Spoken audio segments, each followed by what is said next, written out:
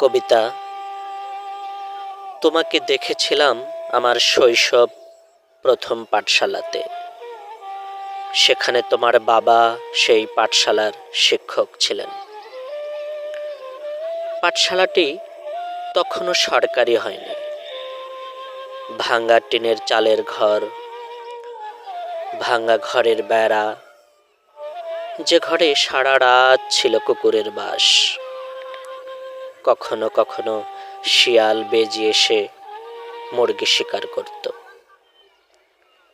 সেই পাঠশালার তুমি একজন ছাত্রী ছিলে, আর আমি সেই পাঠশালার নগণ্য ছাত্র ছিলাম।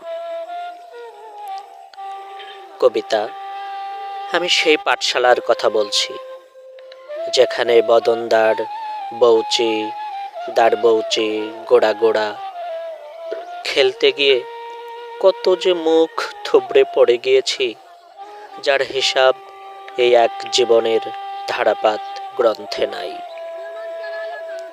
কবিতা, আমি সেই দিনের কথা বলছি, তুমি সরিষার ক্ষেতের আলপথ দিয়ে পাঠশালাতে আসতে।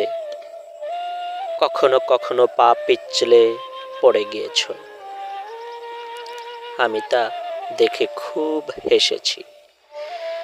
তুমি তৎক্ষণাৎ উঠে ময়লা জামা ঝেড়ে ফেলছ আর বলছ, তুমি এঙ্কাকে।